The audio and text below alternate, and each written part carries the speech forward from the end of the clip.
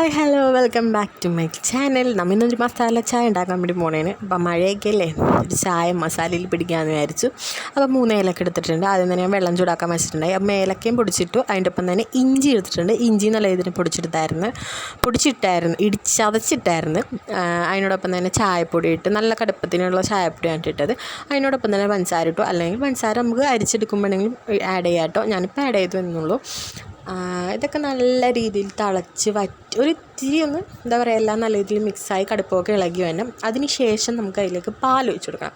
അതേസമയം ഈ ഏലക്ക ഇത്രയും അത്ര ടേസ്റ്റ് വേണ്ട, ഏലക്കയുടെ ടേസ്റ്റ് അത്രയും വേണ്ടാന്നുണ്ടെങ്കിൽ ഏലക്ക ഇടുമ്പോൾ ഏലക്ക ഒരെണ്ണം ഇട്ടിട്ട് അതിനോടൊപ്പം തന്നെ കരയാമ്പൂ ഇട്ടാലും നല്ല ടേസ്റ്റ് ആയിരിക്കും. ഇച്ചിരി ചെറിയൊരു എരിവും ഉണ്ടാവും, ഇഞ്ചിയുടെയും അതിൻ്റെയൊക്കെ ഒരു ടേസ്റ്റാണ്. അപ്പോൾ ഈ ചായ പാലൊക്കെ ഒഴിച്ച് കഴിഞ്ഞ് ചായ നല്ല രീതിയിൽ തന്നെ തിളച്ച് കഴിയുമ്പോൾ ഇല്ലേ, തീ കുറച്ച് വെച്ചും കൂട്ടി വെച്ച് നല്ല രീതിയിൽ ഇത്തിരി നേരം തിളപ്പിച്ച് ഇളക്കി കൊടുത്ത് ഇങ്ങനെ ഒന്ന് ചെറുതായിട്ടൊന്ന് മസാലയൊക്കെ പിടിച്ചു വരണം. അതിന് ശേഷം നമ്മൾ അരിച്ചെടുക്കുക. ഇത്രയേ ഉള്ളൂ നമ്മുടെ ചായ. നല്ല അടിപൊളി ചായയാണ്. അതിൻ്റെ ഇഞ്ചിയൊക്കെ ഇട്ടേക്കണം, കാരണം വയറിനൊക്കെ നല്ലതാണ്.